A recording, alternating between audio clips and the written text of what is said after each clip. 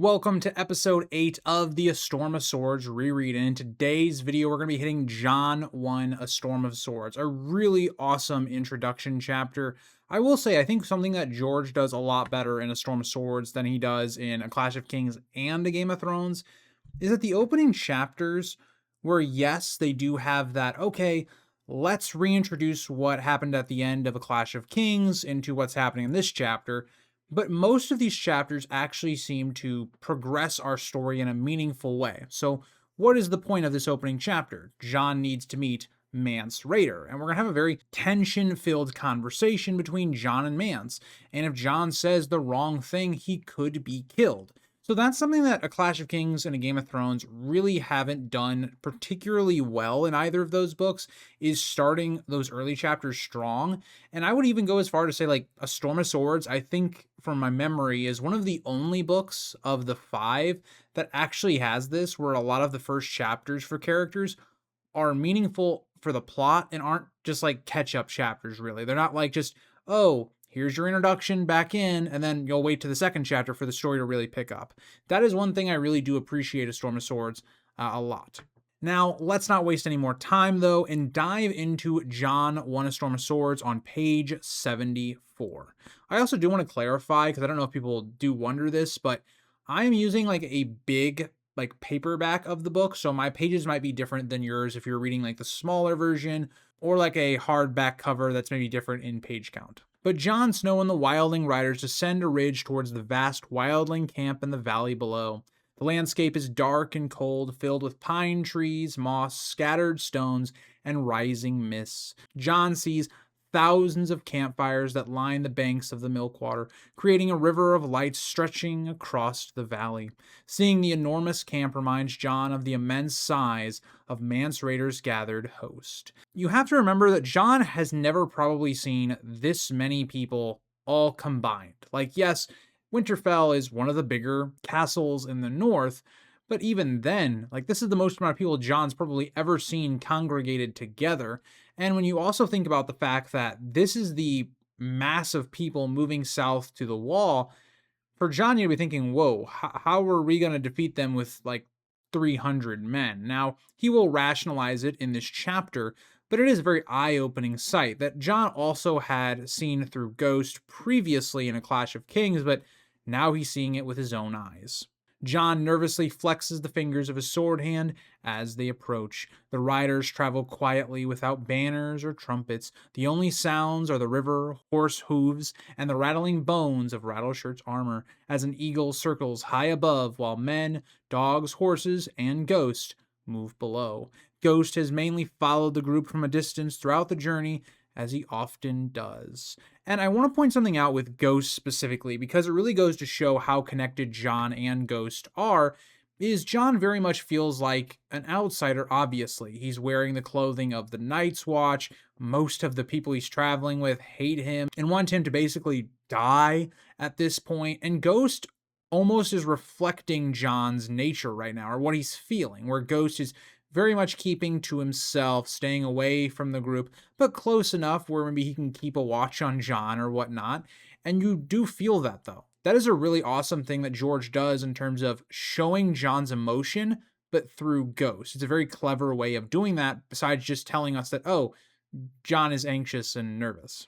But also it goes to show the differences in between the wildlings and, say, Westeros as a whole. Something like this just would not happen. There would be trumpets, there'd be all this music, it'd be much more extravagant, it would be much more organized. With the wildlings, these are a mass of people. It's not like a war camp, for instance. When the moon rises, Ghost comes closer to the riders as Rattleshirt's dogs react to Ghost with barking, growling, and snarling. But Ghost completely ignores the dogs' hostility. Jon recalls that 6 days earlier, one of the dogs attacked Ghost from behind, but Ghost responded by turning on the hound and badly injuring it. Since then, the rest of the dogs have kept their distance from the direwolf. Again, this goes to really reflect Jon's nature. Ghost knows he doesn't fit into like these dogs or the wildlings, and it's interesting because they're trying to find some sort of weakness on Ghost, but Ghost fights them off. It's interesting because it reflects exactly what John's storyline is going to be. You have people circling him, wanting to kill him like Rattleshirt, but John is going to defy that. He is going to try and convince them that he is one of them. It's a really nice reflection there that I enjoy. John's horse becomes uneasy, but he calms it with a touch and a few quiet words, as John wishes his own fears could be calmed as easily. He remains dressed in the black clothing of the Night's Watch, and as they approach the wildling camp, John is keenly aware that he is surrounded by enemies. You see that exact reflection in Ghost in what John just thought about. I just thought that was a very nice note. He reflects on the dangerous position he is in, riding among the wildlings while secretly remaining a man of the Night's Watch, as we get into page 75. And that's one thing that I think John's storyline, specifically in book 2, kind of lacked. It lacked a lot of the tension or John being in a lot of peril, because for the most part, John's storyline to me is probably one of the bottom 3 plot lines of that book. It's not a strong point of Clash. And in a lot of ways, it's in service to book 3. Like, his whole journey is to set this up where we're instantly into the action of just John is with the wildlings. How is he going to overcome that? Getting into page 75, John notices that the wildlings have divided up the belongings of Corran Halfhand after his death. Egret wears Corran's cloak, Lennel has taken Corran's hauberk, Ragwile had his gloves, and one of the bowmen wears his boots. Longspear Reich originally claimed Corran's helm, but found it too large and passed it on to Egret as well. Rattleshirt carries Corran's bones in a bag, and the same bag also contains the severed head of Eben, who had accompanied John and Corran into the pass. John reflects that all of his companions are dead, except for him. It's a little bit of, again, survival skill like we talked about in episode 6 with Davos, where John feels like all of these people died, and he thinks now that like all the pressure's on him to make their sacrifices worth it. He has to find out what's going on. He has to get back to the Night's Watch to warn them, or what were their deaths even for? Egret rides behind John while Longspear Reich rides ahead, as Rattleshirt had assigned them as John's guard during the journey to Mance Raider's camp. Rattleshirt warns if John attempts to escape, he will kill him and Ghost. Egret mocks Rattleshirt and jokes that she and Longspear can guard John well enough without interference. And this is one of those things that John picks up on, but the Free Folk are very different in their culture than, say, Westeros, where you would never see this. You wouldn't see guards questioning their lord. Like, could you imagine something like Ned Stark, and then you see some random guards go, oh yeah, screw you type thing? Wouldn't happen. So you just see the difference in culture, that people are much more incentivized to be individuals, to have their own freedoms, and that's something that John picks up on very quickly, and it's something that John will come to respect and understand as this book goes on. Rattleshirt remains suspicious of John and believes Mance Raider will immediately recognize him as a fraud, and he threatens to skin Ghost and kill John if Mance rejects him. John silently restrains himself while Longspear laughs off the threat. Unfortunately, Rattleshirt seems to be the only person seeing through John, which is not a good omen for, I guess, the wildling cause. During their first night on the journey, the group camps in a rocky hollow high in the mountains. Snow begins to fall as they gather around the fire. Despite wearing layers of wool, fur, and leather, John feels deeply cold. Now, this could be a reflection of the idea that while this is happening, you also have the Fist of the First Men happening, where the others are actively attacking the Night's Watch, so this could obviously just be the weather, but this could also be, maybe this is supposed to be a little wink to the others are somewhat nearby. I don't know, not really, but you get what I'm kind of saying. It could just be a nice little nod to what's happening to the Night's Watch. After supper, Egret sits beside him by the fire. She tells John that Mance will likely accept him after hearing how he killed Corran Halfhand. John asks what Mance would accept him as, and Egret replies that Mance will accept him as one of the Free Folk. She argues that John is not the first man of the Night's Watch to abandon the wall, and according to Egret, all crows secretly desire freedom. And I think this is a very interesting thing that starts John's arc for this book, is When you think about what is the Night's Watch is a society that is based upon no individualism at all. You are part of a greater society protecting the people of Westeros from the wildlings and the others and all that stuff. You don't have really personal freedoms. Like, you're not allowed to go take a wife, you're not allowed to have children, you're not allowed to do all these types of things. And that's going to become very clear when we get to Mance in this chapter. But it's interesting because who wouldn't desire freedom? Right? Like, if you were being told how you have to live your life, wouldn't you prefer a life where you could do what you wanted? You could work in the way you wanted. You could have a family. I just think that's natural. And so Egret saying that to Jon does seem pretty accurate. Like, who wouldn't want that? Jon asks whether he would be free to leave once he joined them, but Egret says he would be free to leave, but the free folk would also be free to kill him if he did. She explains that freedom is dangerous, but worth having. And at this, Egret places a hand on Jon's leg and tells him he will come to understand. And that's another part of this story, is the whole idea of Egret and Jon's relationship is this tragic story of both of these people falling in love with each other. And Egret's also one of those women that she makes the first move. We appreciate that. As men, we appreciate that. But it's Egret trying to convince Jon into this lifestyle, trying to change or alter who he truly is. And I think for people that have maybe been in a relationship, you know that's not a good idea. Going into a relationship trying to make someone change to fit maybe what you want them to be. Not saying that, like, people can't change, but like, it's not the best way to go into a relationship. And that's going to have a massive rip. And it's one of the most compelling parts of Jon's story, is Jon fighting between his own personal wants, which is, to go with Egret, maybe to live this lifestyle of the wildlings, versus his duty and his honor, which is to the Night's Watch, to his vows. That is the core of Jon's story. And I love the way that George reintroduces that in the first chapter of this book for Jon. Privately, Jon reminds himself that he's still loyal to the Night's Watch. He believes he is carrying out the final command to him by Qhorin Halfhand. Jon intends to learn as much as possible about the wildlings and eventually bring that knowledge back to the Wall. He reflects on the fact that fulfilling that duty required him to kill Qhorin. And like I said, right after Egret tries to kind of convince him to think about the wildling way of life, instantly it's his mind pushing back on that idea, trying to push back on, becoming free or anything like that, that he has a duty. At the base of the slope, the group reaches a small stream flowing toward the milkwater. The stream appears frozen, though water can be heard running beneath a thin layer of ice. Rattleshirt leads the riders across, breaking through the ice as they pass. As they emerge, they are met by a group of 8 wildling outriders. The outriders include both men and women armed with spears and fire-hardened lances. Their leader is a heavy-set blond man with watery eyes carrying a large, curved scythe. Jon immediately recognizes him as the Weeper, a notorious wildling raider known to the Night's Watch. Now, here's what I'll say.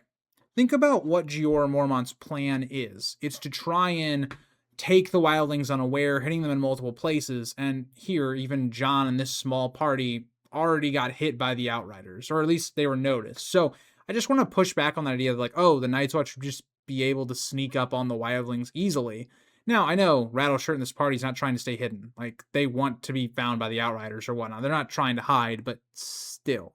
I also think it's interesting, again, that George puts emphasis on these Outriders are not just men. These are women. And again, it shows the freedoms that the wildlings have. And there are perks and benefits to that, but there are also negatives. But here it allows women to choose what they want to do. And that's very fascinating because so much of what we've talked about, whether that be with Daenerys and some of the Dothraki culture in the first book, or what we've talked about with Westerosi society and how women are treated, it's very interesting that then George puts in another type of culture where women have a totally different role.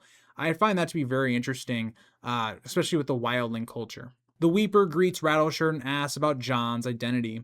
Rattleshirt explains that Jon is a crow who has come over to the wildlings. Longspear Reich tells the Weeper that Jon has killed Qhorin Halfhand. Rattleshirt adds that Jon also played a role in Orl's death. Ragwile points out that Jon is a warg, or close to one, and notes that Jon attacked Qhorin during the fight.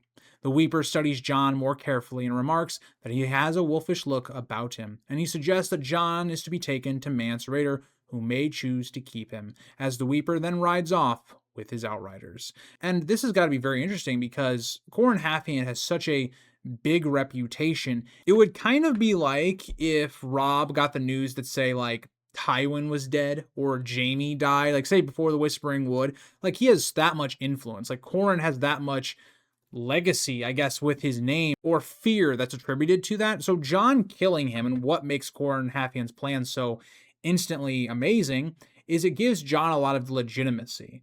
To A, he's a warg, B, he's got to be a talented fighter, and also he betrayed his brother. So there's a lot there that helps Jon's case, that kind of gives him a pass. Jon and the others continue across the valley toward the main wildling camp along the Milkwater. Ghost remains close beside Jon as they ride, the scent of the direwolf causing wildling dogs throughout the camp to bark, growl, and gather around them. Lennel shouts at the dogs to be quiet, but they ignore him as Longspear comments that the dogs clearly dislike Ghost. Jon explains that the dogs recognize Ghost as a wolf rather than one of their own. And privately, Jon reflects that he is no more one of the wildlings than Ghost is one of the dogs. Again, just great writing from George of using Ghost as a plot reflection or character reflection onto Jon. The two are very much isolated right now. And even though Ghost, being a direwolf, should be much more accepted north of the Wall, it still points them out to anyone that, like, they look very different. Jon is all in his Night's Watch clothing, not wildling clothing. Jon reminds himself of the mission Qhorin Halfhand gave him before his death, and Jon's task is to maintain the appearance of a turncloak while learning what the wildlings were searching for in the Frostpangs. Qhorin believed Mance Rayder was seeking some kind of power in the wilderness beyond the Wall, but Qhorin died before discovering what that power was, or whether Mance had already found it. So that's going to be another part of Jon's early story, is figuring out what that is. Now, we know they were looking for the Horn of Winter to try and bring down the Wall. Now, Mance claims he found it. Ygritte claims he did not find it. You have a conflicting story there. But overall, that's a thing that Jon needs to find out. What do the wildlings possess that is going to give them some sort of edge that he can alert the Wall to? That gets us into page 77. The wildling camp stretches along the Milkwater and is filled with cook fires, wagons, carts, sleds, and tents made from hides, skins, and felted wool. Some wildling shelter in lean-tos built against rocks, while others sleep beneath their wagons. Jon sees men preparing for war, including one hardening wooden spear points in a fire and stacking them for use. Two young men spar with staffs near a fire, while a group of women sit nearby fletching arrows. Jon realizes these weapons and arrows are intended for the coming war against the Night's Watch and the North. He thinks of Winterfell, Deepwood Motte, the Last Hearth, and the people who may soon face this army. But despite the military preparations, much of the camp appears peaceful and domestic. Jon sees women dancing, hears babies crying, and watches children playing among the tents. Sheep, goats, and oxen move freely through the camp, and the smell of roasting meat fills the air, including mutton and boar cooking over the fires. And really what George is trying to enforce here is, especially for later in the book, this isn't an army. This isn't, Tywin Lannister and the Lannister army. It isn't Robb Stark in the West. This is a group of people basically trying to relocate. Think about that for a second. Wherever you are, let's just say you're in a city, a town, whatever, your entire area wants to repopulate to another side of where you are. Think about how chaotic that would be. That is largely what the wildlings are facing. I mean, the Dothraki is kind of similar as well when you think about Daenerys in the first book. It's a lot of stuff like that. And so why does eventually Stannis able to beat the wildlings? Now, there's other things there besides they're just very disorganized, but that does play into it. Eventually, Rattleshirt stops in a clearing surrounded by soldier pines and orders the groups to make camp. He instructs the others to tend to the horses and dogs before feeding themselves, as Rattleshirt orders Ygritte and Longspear Reich to bring Jon before Mance Rayder. As they continue on foot, Jon notices that the camp seems endless in size. He realizes it's not truly one camp, but many separate camps are spread across a vast area. Different clans, villagers, and groups have settled wherever they found suitable ground. Jon observes that the wildlings have very few organized defenses. Aside from small groups of outriders patrolling the edges, there are no significant fortifications. He sees no defensive ditches, sharpened stakes, or organized battle positions. Jon concludes that if the Night's Watch caught the wildlings in their current state, many would die. He recalls a lesson from Ned Stark that discipline usually defeats superior numbers in battle. Now, here's what I'll say here. I agree to Jon to an extent.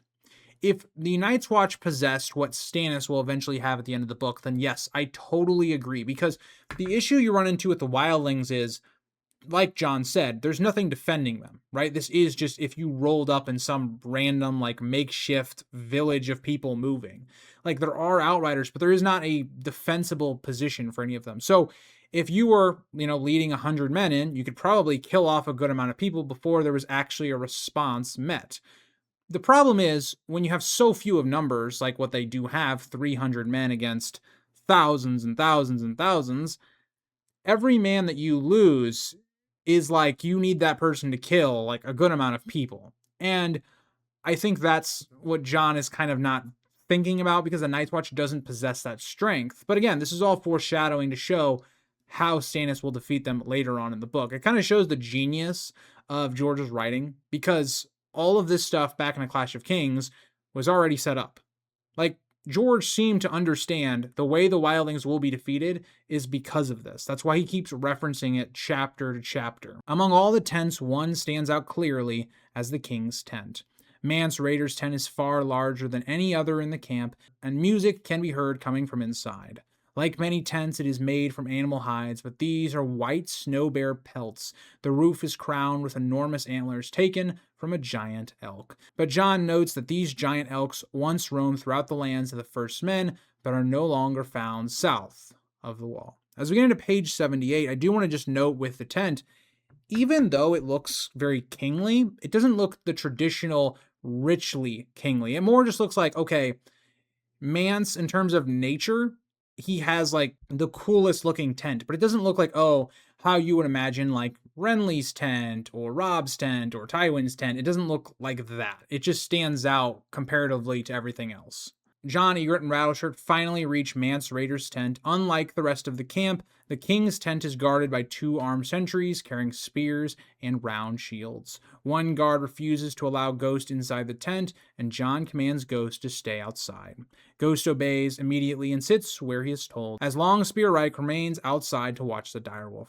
Rattleshirt brings Jon and Ygritte into the tent. The interior is hot, smoky, and brightly lit, and animal skins cover the ground as carpets. Jon feels isolated standing in his Night's Watch clothing among the wildlings. At first, none of the people inside pay any attention to him, but Jon counts 6 people within the tent. And obviously for Jon, you're walking into a life or death situation. If you do not convince these people that you have betrayed the Night's Watch, that you're becoming part of the wildlings, you're going to die.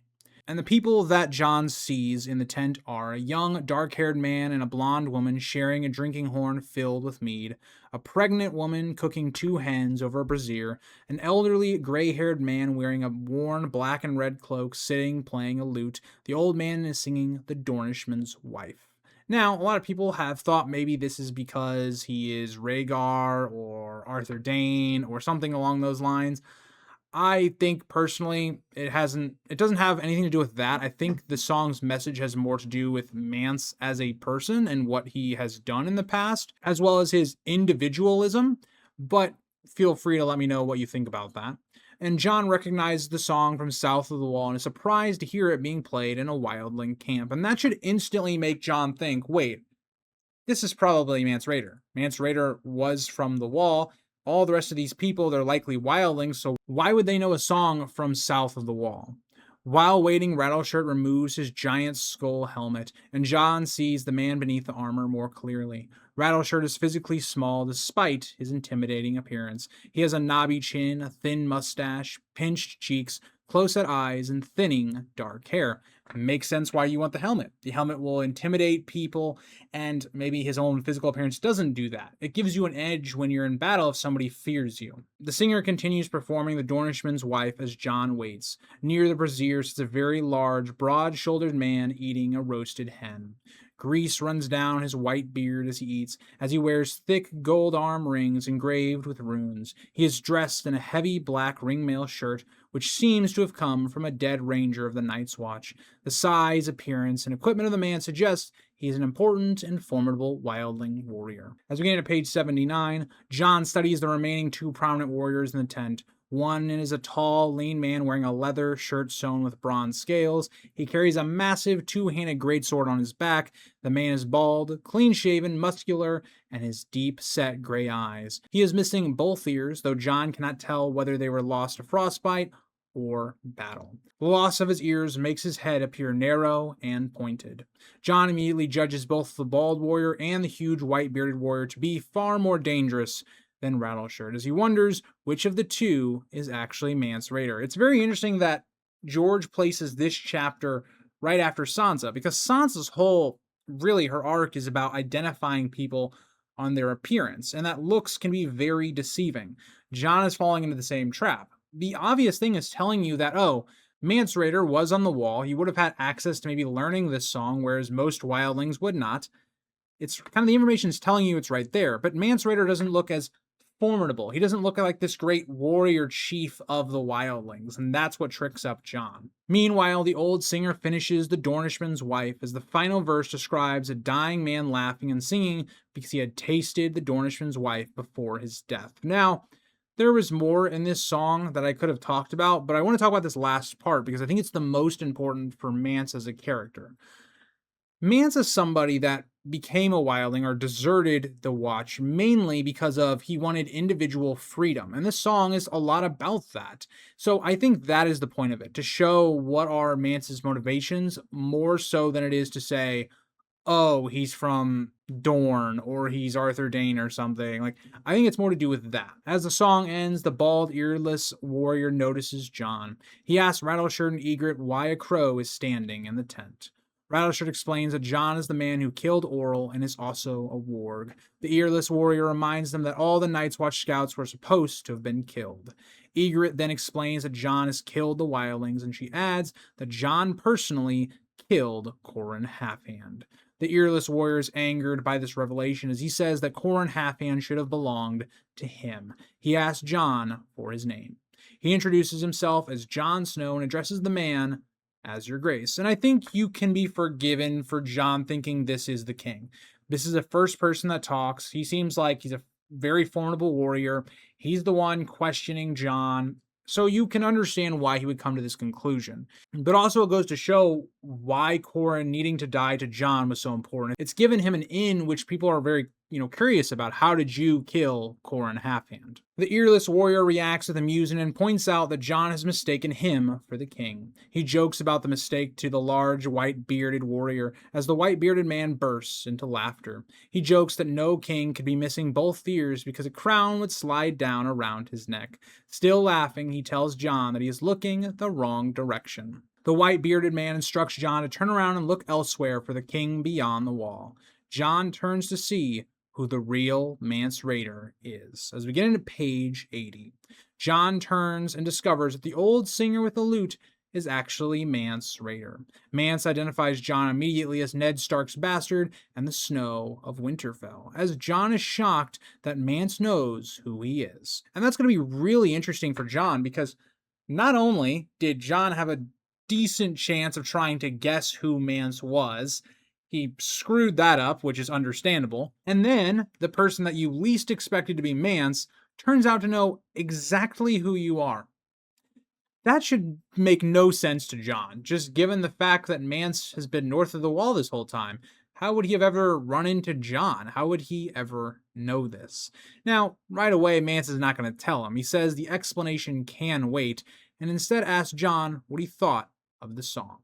John replies that he liked it and heard it before. Now, I actually think this is a test from Mance, because, like I said, that song in a lot of ways has a lot of reflections on Mance about individualism and, acting like your own person. If you die because you do something, that is your choice. You made an active choice to do something, whether for enjoyment or pleasure, whatever. I think that's actually a test. Like, Mance is testing John on why he's come to him saying, he wants to be a wildling, he wants to be free. Mance quotes the song's final line and then asks whether Rattleshirt spoke truthfully about Jon killing Qhorin Halfhand. Jon confirms that he did kill him, and Mance reacts with sadness, explaining that Qhorin had once been his brother in the Night's Watch before becoming his enemy. He asks Jon whether he should thank him for killing an enemy or curse him for killing a friend. And basically, Jon has a very clever answer. That's one thing I think the show misses, is Jon is very clever. He's not kind of this, I don't want to say stale character, because in the first 4 seasons, I don't think he is a stale character, but I definitely don't think he's as interesting as he is in the book. But Jon basically goes, yeah, you should thank me for killing an enemy, and you should curse me for killing a friend. It's a nice way of, it almost feels like a riddle. It almost feels like Jon is like just telling the riddle back to Mance. Tormund laughs loudly and praises the answer, and Mance agrees with Jon's response. Jon studies Mance more closely and is surprised by his appearance. Mance does not look like a king or even particularly like a wildling chieftain. He is of average height, lean and sharp-faced. He has shrewd brown eyes and long brown hair that is mostly turned gray. He wears no crown, jewelry, gold, or other symbols of authority. His clothing consists mainly of simple wool and leather. His most distinctive possession is a ragged black cloak patched with faded red silk. This to me is what's so interesting about Mance as a character, why I find him to be so awesome, is Mance is not a character that is dominating in terms of his physical presence. He doesn't hold himself to be dressing better than everybody here. He dresses quite plainly. There's nothing that seems extraordinary about Mance outside of Mance knows how to get people to either respect him, like him, or even fear him. And that to me is what I think makes him such a very good king in a lot of ways, because he is made king by all these different people, not because of his lineage or anything like that. It's because of all those things I just said. For some reason or another, they've chosen to back Mance. And I like that. That's a really interesting idea to contrast what we see the War of the Five Kings being about. Mance then begins introducing the people in the tent. He identifies the bald, earless warrior as Stur, the Magnar of the Fen. He then explains that Magnar means Lord in the Old Tongue, as Stur watches Jon coldly throughout the introduction. Mance next introduces the huge white-beard warrior as Tormund. Tormund interrupts and demands that Mance use all of his titles, as Stur, he got his whole titles, and Tormund, he doesn't want to be left behind. He wants Jon to know how cool and badass he is. As Mance then humorously does give him his titles as Tormund Giantsbane, Tall Talker, Hornblower, and Breaker of Ice. He continues with more titles: Tormund Thunderfist, Husband to Bears, the Mead King of Ruddy Hall, or Rudy Hall, Speaker to Gods, and Father of Hosts. Now that is an introduction. All I'm going to say is, that already you're like, whoa, wait, what do you mean? He's this guy that is a husband to bears. He is Giantsbane. Makes you really want to know more about this Tormund fella. Tormund approves of the introduction, and he welcomes Jon and says he likes wargs, though not Starks. Mance then introduces the pregnant woman cooking at the brazier as Dalla, smiles shyly at Jon.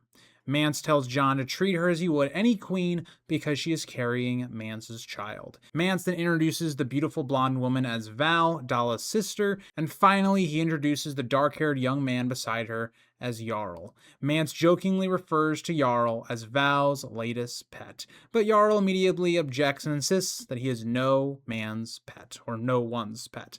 Now, I'll say this.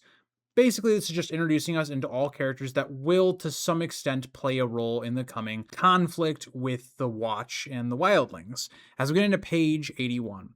And Mance tells Jon that he has now met the King Beyond the Wall and his court, just kind of making fun of how traditional Westerosi culture is, and having all these courts of lords and ladies and all of this stuff. He begins questioning Jon about himself. Mance asks where Jon came from. Jon answers that he came from Winterfell by way of Castle Black. Mance then asks what brought him so far north into wildling territory, and before Jon can answer, Mance turns to Rattleshirt and asks how many rangers there were. Rattleshirt says there were 5, 3 are dead, Jon is present, and 1 escaped into the mountains where horses could not follow. Mance asks John whether there were truly only 5 men or if more rangers are hiding nearby. John says there were 4 rangers and Corin. He adds that Corin was worth 20 ordinary men. As Mance smiles the compliment to Corin. Again, we're just kind of getting a catch up, right? It's a very clever way that George goes about going, oh, this is what happened in A Clash of Kings, but we also need Mance to know this information, so it's a great way of just having a natural recap. He then questions why a young man from Castle Black was traveling with experienced rangers from the Shadow Tower. Now, this is one thing I find very interesting, because I think Mance probably already knows the answer to this. Given he knows that Jon Snow is a Stark, he should know that, okay, that family is going to have a lot of sway at the wall. And so likely he's probably being seasoned for command or something along those lines. He's getting special treatment. I think it's more Mance testing Jon to see if he's actually going to be truthful or not. Jon explains that Lord Commander Mormont sent him to learn from Corin. According to Jon, Corin took him along on the ranging for experience. Now, this is not actually what happened, but it's a good lie. Mainly because it's kind of rooted in some truth. Like, this whole trip is a lot about seasoning for Jon to one day take over leadership. But also, Jon wanted to go. It wasn't like he was forced to go or anything like that. Styr is suspicious and asks why the Night's Watch would be ranging through the Skirling Pass. Jon answers that the villages beyond the wall were deserted, and he says it appears that all the free folk had disappeared. Mance agrees that the free folk had vanished and notes that the others disappeared as well. He asks Jon who told the Watch where the wildlings had gone. Now, before we get into the response to that, it's very interesting because they're trying to get to what does the wall know, and can we trust Jon? Because if Jon gives us some bullshit answer, we can say, oh, well, you're lying to us, you're going to die now. So it's a lot about starting to push that pressure on Jon. They're not asking necessarily the really hard questions yet, but just slowly asserting that pressure. It'd be maybe like if you're being interrogated by the police, where they might start out a little light. You know, where did you come from? But then as it goes on, they're going to put more and more pressure on you. But before Jon can answer, Tormund immediately says it must have been Craster who told them where they were. Tormund remarks that Craster deserves to lose his head. Mance becomes irritated and says he already knows it was Craster, but he explains that he only asked the question to see if Jon would answer honestly. And I think that Mance, for the most part, already knows for the most part what Jon's going to tell him, but he's testing him. He's trying to see if there's a weakness in his defenses. Tormund laughs at himself for falling into the trap, and he tells Jon that is why Mance is king and he is not. There is an element to that Mance is very clever. He's good at understanding people and their different cultures. Tormund makes a lot of boasts about being better at Mance in this thing or that, but he says that Mance possesses a lot of cunning. He notes that Mance was raised in the Night's Watch and compares crows to clever, tricky birds. Mance decides he wants to speak with Jon privately. And obviously, I think Mance is trying to get to the core of why Jon is here. Is he playing him for false? And you can't really do that as well with a public audience that's butting in at times. And so I think this is a good move from Mance, but it also goes to show a little bit of his backstory, start to unveil who this man is, because in reality, we don't actually spend much time with Mance. Like, we spend the very open of the book with him, and then we have him kind of towards the end, but we don't spend much time with him. So these times we are with him, we have to develop him effectively. He orders Rattleshirt and everyone else to leave the tent. Tormund asks if that includes him. Mance replies that especially includes him, and Tormund says he will not stay where he is not wanted. But before leaving, he grabs another chicken from the brazier and stuffs it into a pocket inside his cloak. Laughing, he exits the tent while eating. As the others leave as well, only Mance, Jon, and Dalla remain inside the tent. And in a lot of ways, even though all these people are clearing out and there's less people that hate Jon in the room, it almost feels like the tension's going up, because you know now we're going to get to the meat of the questions that Mance has for Jon. And in a lot of ways, Jon will be tested. As we get into page 82, after everyone leaves, Mance invites Jon to sit and share a meal. He offers Jon food and mead. Now, this is interesting because going back to the last episode with Sansa, it's kind of the same idea. You're trying to calm Jon to an extent. And this is what police officers do when they're interviewing people. There's always that idea of, oh, they set out donuts and stuff to try and get you to be a lot more comfortable and open. Same idea here. So again, some good manipulation. And I really do think where George placed John and Sansa's chapters, them being close to each other, I think was a really good idea because they share a lot of the same similarities. John accepts and thanks him, calling him Your Grace. Mance notes that such formal titles are rarely used by the free folk. He says most people simply call him Mance or the Mance. Dalla divides the roasted hens and serves half to each of them. John removes his gloves and eats hungrily, stripping the meat from the bones. As the Mance warns John not to try deceiving him. He says he was a man of the Night's Watch long before John was born and understands crows well. So one thing we get here is the idea of titles. It's not to say that they don't mean anything, like for instance the Thenn have their own titles, but overall with the wildlings, they don't really adhere to calling someone a king or your grace. They choose to follow him. And so that's a very unique thing with the wildling culture.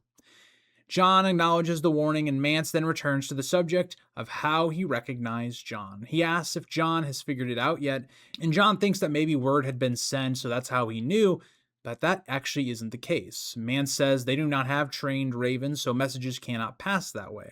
He explains that he recognized John's face because he had seen him before. Mance specifically says he has seen John twice, and this has to come as a shock. Mance has been north of the wall with the wildlings for some time now. John is not that old, so how has Mance seen him twice and John never even noticed? John realizes the first meeting must have occurred when Mance was still in the Night's Watch. As Mance confirms this, he explained that he accompanied Lord Commander Corgyle to Winterfell years earlier. At the time, John was only a young boy. While walking along the walls of Winterfell, Mance came across John and Robb. The boys had built a large mound of snow above a gateway after a snowfall. They were waiting to dump the snow on an unsuspecting victim below, as John then suddenly remembers the incident. Mance reminds him that he promised to not reveal what the boys were doing, and says he kept that promise. John recalls that he and Robb dropped the snow onto Fat Tom, one of Winterfell's guardsmen. Fat Tom chased them across the yard afterward. And it's interesting because you also have Arya, who does the same thing. Bran, like, it feels like Fat Tom just gets abused by the Stark children, but yeah, it's interesting because we actually get a look at what John's life was like with Robb when he was younger, and it's very interesting that George paints up these memories, especially because Robb's going to die in this book, and so how is that going to affect John, say, in the future, given how close they once were? And I guess they still are, even though they're totally in different areas and stuff like that. The love that is shared between them is still there. It's also going to be a big reason why, very likely, Robb named John his heir. But that still leaves the question. When did Mance see him the second time? And that's what John asks. Mance says it happened when King Robert Baratheon came to Winterfell to make Eddard Stark the Hand of the King. John is stunned and immediately says that cannot be true, because there's so many things that don't make sense here. How did nobody see Mance at Winterfell? How did he go unnoticed? And also, the wall is separating, the north from the south. How did he get past that? So many things now arise with this question, but it's also some of that awesome writing that I love because it adds another layer to early in the book when, you're in John's head or you're in one of these characters' heads. You're not thinking about, oh, this random guy that doesn't stick out. I mean, John couldn't even pick him out as the king in a room of only like 6 people. So, do you really think anybody's going to pick him out as being nothing more than like a singer or just some random guy? Not really. And that gets us into page 83. Mance explains how he came to Winterfell during King Robert's visit. When Eddard Stark learned Robert was coming north, he sent word to Benjen Stark at the Wall to attend the feast. Mance says there's more contact between the Night's Watch and the Free Folk than most people realize. News of the royal visit eventually reached him as well, and Mance decided the opportunity was too valuable to ignore. He wanted to see King Robert for himself and judge him king to king. He also wanted to observe Benjen Stark, who by then was First Ranger and one of the wildlings' greatest enemies. Now, this is very interesting to me because this would suggest that the Wall had to have learned of Robert coming very quickly.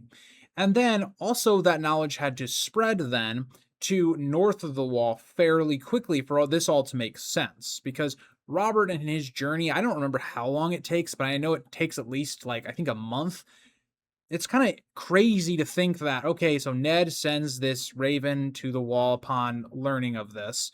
Then somebody at the wall learned of this and either was caught by the wildlings and maybe this information was like told to them that way, maybe tortured out of them, or there are more connections where the wall is actively communicating with the wildlings. That is a very interesting concept when you think about it. And then you have Mance, who then has to travel to the wall, scale it, also travel on foot for a while, get a horse, then go to Winterfell.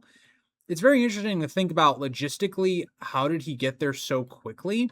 And that's one thing that we look at with George's writing sometimes with like timelines and how time passes, he's not the best at. But I guarantee you there's videos out there that kind of details how this all works out. But it is crazy to think that Mance actually beat Robert, even with how slow their journey was. Jon questions how Mance managed to cross the wall, but Mance replies that while the wall can stop armies, it cannot always stop a single determined man. He carried a lute in a bag of silver, he climbed the wall near Long Barrow, and after crossing south with a new gift, he purchased a horse. Traveling alone allowed him to travel much faster than Robert. A day south of Winterfell, Mance caught up with the king's party.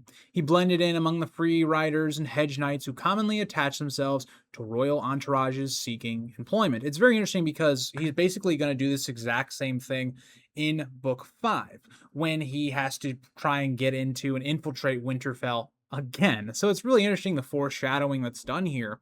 But I will say one thing I think is also interesting here is the idea of the wall. And because the Night's Watch has weakened in power, they're not able to really guard all the miles and stretches of the wall where people can just get up because they don't have the men to patrol. So I think that's another interesting note to show how far the wall has truly fallen, as well as giving some foreshadowing to Jon himself having to basically scale the wall. Mance does talk about his skill with the lute helping him gain acceptance, and Mance boasts that he knows countless songs from both sides of the wall. He attended the feast at Winterfell while disguised among other travelers, and during the feast he sat in the back of the hall. He listened to Orland of Old Town performing songs on the high harp, he ate Eddard Stark's food and drank his mead, and he observed Robert's court, including Jaime Lannister and Tyrion. He also watched Ned's children and their direwolf pups. And at this, Jon starts to put some pieces together. In book 2, we had the story of Bael the Bard, and Jon compares it to Mance's adventure. It seems so similar. You have Mance, who's this musician. He then scales the wall. He goes to Winterfell, disguising himself. It's all a fascinating story. Mance does say that Bael's tale inspired him, however he notes that unlike Bael, he did not steal any Stark daughters. Mance says Bael created and lived his own songs, while he merely sings those created by others. He offers Jon more mead, and Jon declines. Jon points out that if Mance had been discovered, he would have been captured, and Mance agrees and said Ned Stark would likely have executed him. However, he notes that once he had eaten beneath Eddard's roof, he was protected by guest right. Now, that's another thing that throughout this book, George does a very good job of establishing. He shows that guest right is very important, and he brings it up in a lot of chapters. For instance, Bran's last chapter in this book will also talk about guest right. It's very sacred, especially in the North, and it's just nice that George does a great job of foreshadowing that for the Red Wedding and how the reaction to that's going to be. But I also do wonder if Ned had caught him, what would he have done? I mean, it's not like he could have executed him or anything like that, so what would have happened? I really do wonder. That's a very interesting question. Mance then describes guest right as an ancient and sacred custom dating back to the first men. He points to the food they have shared and reminds Jon that guest right is also protecting him as well. Mance tells Jon that he is safe from harm while a guest is in his tent, at least for the night. He then asks Jon the question he truly wants answered. Mance asks whether Jon deserted the Night's Watch out of fear or whether another reason brought him to the wildlings. And for Jon, he knows this is the question. He has to come up with something brilliant to convince Mance. And I do think with Jon's situation here, it's extremely tense, especially on your first read. Now, I would not be expecting, oh, Jon, one of the main characters, is going to die in the first chapter of A Storm of Swords. But I mean, like, there is a lot of tension here. There's a lot of stuff that could happen. Jon could, if he screws this up, maybe he becomes a prisoner and starts getting tortured or something. There's a lot that could go wrong here, and Jon has to kind of think about that for a second. But also, Mance is testing Jon. Not only does Jon need to give like a convincing answer, he has to say the right answer. He can't just say, oh, I'm leaving the Night's Watch because I was in fear of battle or something. Because then I think Mance is just going to view him as a craven and might even have him executed. So you have to have the correct answer. As we get into page 84, John delays his answer by taking a long drink of mead. Instead of answering directly, he asks Mance to explain why he deserted the Night's Watch. And this is a very good idea from John because it stalls and gives him time to think, but it also lets John understand Mance more. What does Mance want to hear? What is the thing that's going to buy him his freedom? And that's a really good idea. Let the other person talk about themselves so that you can understand who they are. Mance is pleased by the response and agrees to tell the story. He knows that John has probably heard many different explanations for his desertion, and John lists some of the rumors. That Mance left for a crown, for a woman, or because of wildling blood. Mance dismisses the idea of wildling blood, pointing out that wildlings and Starks both descend from the first men. There's another great point there. There is no real difference between the wildlings and the men of the North because they came from the same ancestry. It's just one side has a very different ideology to how do they live, and they're north of the wall. So I think that's really compelling as well because that's going to be something that factors into John and how conflicted he feels. He also dismisses the idea that he deserted for a crown and asks John if he sees one on his head. And obviously, like, Mance is not living the lifestyle of a traditional king. He doesn't live the most lavishly or anything like that. John then suggests that perhaps a woman was the reason, and he glances towards Dalla. Mance pulls Dalla close and says she is not the cause. He explains that he met Dalla long after leaving the Night's Watch. Mance admits that he enjoys women, but says that hardly makes him a different from any black brother. And I think that's also true. Like, there's plenty of black brothers that go to Molestown and they don't desert. They don't become Mance Raider, the king beyond the wall. So what else is it? He jokes that some men still in the watch have known far more women than he has, as Mance tells John to guess again. And in a lot of ways, Mance is still testing John, because if he doesn't understand why Mance left and deserted, he's never going to pass this test. And so that is the key, because then John remembers hearing that Mance loved wildling music. Now that is much closer to what Mance wants to hear, and that's what Mance says. It's a lot closer to the answer, because what is music? Is individualism. It isn't conformity like how the Night's Watch is. So that right there is enough that it buys John time and more of an explanation from Mance. Mance, in saying this is part of the truth, he stands and removes his patched black cloak. He reveals that the cloak itself was the reason he left the watch. John is confused and asks if he truly deserted over a cloak. Mance then begins telling the story behind it. And obviously, it's not just the cloak. When you think about what the cloak represents, it represents the ability for Mance to wear anything that he wants, to be different, to not conform to what everyone else is doing. That is the key. During arranging, though, Mance and his companions killed a large elk. The smell of blood attracted a shadowcat, and Mance fought the beast and drove it away. The shadowcat badly shredded his cloak, and it also wounded his arm and back. His injuries were serious enough that his brothers feared he might die before reaching the Shadow Tower, and the rangers brought him to a nearby wildling village for treatment. The older healer they sought had died, but her daughter cared for Mance instead. She cleaned and stitched his wounds, she nursed him back to health with food and medicines, and she also repaired his torn cloak. The repairs were allegedly made with scarlet silk from a shy. Makes you very much question, how did they get this? Now, it's said that the silk had been recovered from the wreck of a ship that washed ashore on the frozen shore, but that makes you question, why did they have silks from a shy? Just a nice little nod. Anytime we see a shy or hear about it, it's worth just thinking about it a little bit more critically. Mance says it was one of the woman's greatest treasures. She used it as a gift to him. When Mance returned to the Shadow Tower, he was issued a replacement cloak from the watch's stores. The new cloak was entirely black, matching the rest of his clothing and armor. Sir Dennis Mallister reminded him that men of the Night's Watch wear only black. Mallister told him that the repaired cloak was no longer suitable and should be burned. As we get into page 85, Mance then explains that he left the Night's Watch the very next morning. So what does this story tell us? It doesn't have anything to do with Mance wanting a woman or anything materialistic like that. This story tells us that what matters to Mance the most is his ability to live, his individualism. Why should you go back to a life where everyone is the same? They don't matter in terms of their lives. All of their lives are for the betterment of this Night's Watch association that doesn't let people live. The Night's Watch order is just totally against human nature of having everybody conform to the same ideas, the same way things should be done. And Mance understood that. So the reason that he leaves the wall is in a lot of ways just straight up freedom. And you can't necessarily say that's a bad thing. I totally get why Mance does that. And it's something that starts to get John's mind turning. Mance says he wanted to live in a place where a kiss was not treated as a crime and where a man could wear whatever cloak he wished. After finishing his story, Mance then turns the question back on John and asks why he left the watch. Because now Mance has, in a lot of ways, given John the key to the riddle. He's now shown why does Mance believe deserting is the right thing, or why he did it. So John now is going to have to come up with an answer that he finds to be fitting to that story. John takes another drink of mead before answering, but he decides to tell Mance a story he believes the former crow will understand.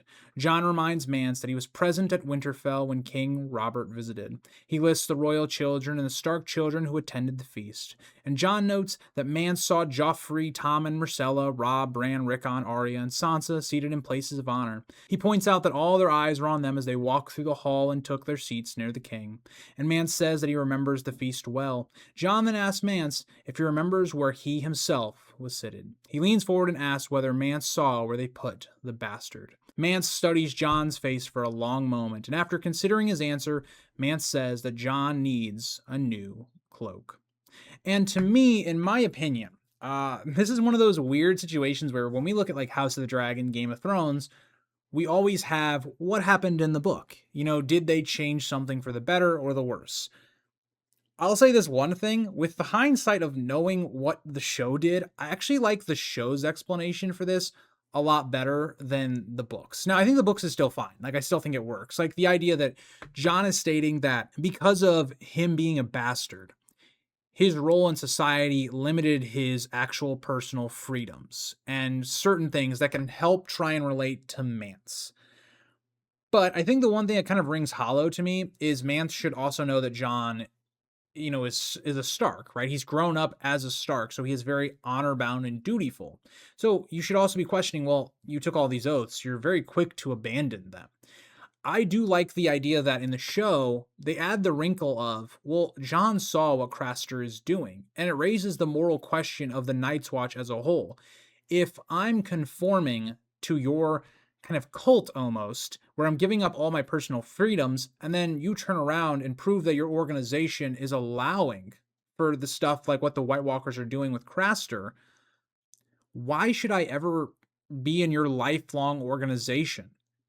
And I would rather fight for the living, for people, than fighting for the side that doesn't care about that. I really like that argument in the show. And so I think both work. I just personally enjoy the show version in that regard because I think it makes more sense for who John is as a person. And it's more compelling, I think, to Mance because it clarifies why his honor and value system that being raised as a Stark would have him shift. And yeah, again, I like what the book does, but I like what the show does better, if that makes sense. Like, I'm not hating on the book version. I think the book version is fine. It totally satisfies what this plot point needed. But I think this is one of those times where they took that plot point and just enhanced it and made it better in the show, if that makes sense. So John 1 is another fairly strong chapter to open up this book, especially for his plotline. I think it establishes everything pretty perfectly. And so I really enjoyed the chapter. I think John and Sansa's chapters back to back was just perfect placement by George. And so, yeah, I really enjoyed all of these chapters. And again, we have a lot of long chapters coming in the future. So, enjoy those. If the framing did get messed up at some point or like it looks different about halfway through, I had to record the second part a little bit later. I recorded the Sansa video and then this video afterwards, and like talking for that long, just my throat started to hurt, so I had to do another session. So thank you guys all for watching. I hope you guys are ready for episode 9 and have been enjoying this series. So thank you guys all for watching, and I'll see you in the next one. Bye, guys.